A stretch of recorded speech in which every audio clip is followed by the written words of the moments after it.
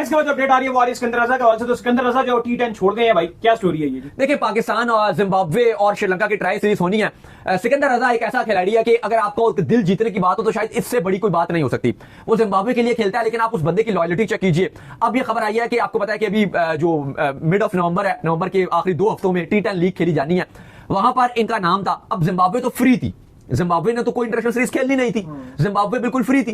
तो आपने आसानी जो विंडो थी वो एम्प्टी थी, तो उस विंडो में सिकंदर रजा ने T10 लीग के साथ अपना कॉन्ट्रैक्ट किया हुआ था। लेकिन लास्ट मोमेंट पे पाकिस्तान क्रिकेट बोर्ड ने जिम्बाब्वे से बात की और एक सीरीज फाइनलाइज रखवा दी गई। सिकंदर रजा को तो नहीं पता था, लेकिन उन्होंने कहा कि ठीक है।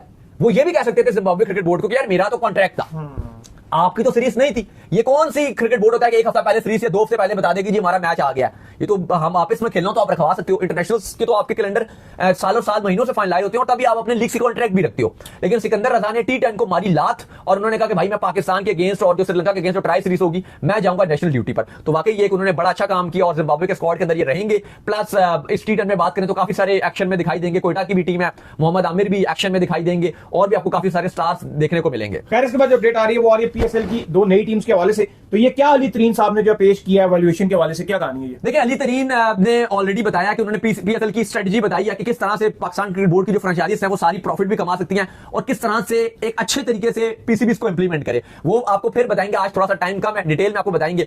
लेकिन एक बात तो है साहब कि पाकिस्तान क्रिकेट बोर्ड को थोड़ा सा सोचना पड़ेगा कि अभी जो न्यू वैल्यूएशन आई है सारी टीम्स को बताई जाएंगी, इसमें अली तरीन भी ये बता रहे हैं और जो मुल्तान सुल्तान की ऑडिट टीम है वो इस पर बताती है कि हमने 7 बिलियन का खर्चा किया है।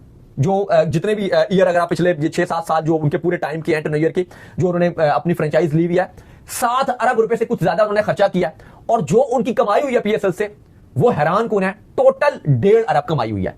7 अरब से ज्यादा खर्चा और 1.5 अरब सिर्फ उनको कमाई हुई है। तो कहते हैं किसी तौर पे भी ये एक बेनिफिट नहीं है। ठीक है, बाकी जो फ्रेंचाइज है वो सारी प्रॉफिट कमाती हैं, क्योंकि अगर आप उनकी और इनकी फीस में देखोगे तो बहुत ज्यादा डिफरेंस है। इतना डिफरेंस है कि एक आधो आध होता है, एक होता है 3 टाइम्स, एक होता है 4 टाइम्स, कुछ में तो 7-7, 8 टाइम्स डिफरेंस है। तो उन्होंने बात की कि भाई हमारी बिल्कुल फ्रेंचाइज कमा नहीं रही। दूसरी तरफ PCB जो है वो एक बार फिर कल कह चुका है कि ये जो नया 10 साल का कॉन्ट्रैक्ट है ये हमने तैयार कर लिया। कुछ जरा ये बता रहे हैं कि जो फीस है उसमें 25% इंक्रीमेंट आएगा। जितनी आपकी फ्रेंचाइजीज की पुरानी फीस थी उसमें 25% इंक्रीमेंट आएगा। अब मसला ये है कि अगर आप मुल्तान सुल्तान के 25% इंक्रीमेंट लगाते हो तो वो तो उनका अरब के हिसाब से उनका इंक्रीमेंट वैसे ही लगेगा। बाकी जो ये कोयटा हो गई या पेशावर हो गई या इवन आप कराची वगैरह की भी बात करो, लाहौर की बात करो, इनका तो कुछ बनेगा, इनका तो कुछ 2, 4, 5, 6, 10, 7 करोड़ का खाली फर्क आएगा। लेकिन उनका तो डायरेक्ट ही अगर 25 भी हो तो सीधा 25 करोड़, जितनी आप कह लो कि कोयटा की पूरी कीमत नहीं होगी, पूरी कीमत बढ़ाकर भी नहीं होगी, उतनी उनकी इकलौते की जो है वो खाली इंक्रीमेंट लग जाएगा कि और उनको एक्स्ट्रा फीस देनी है। अब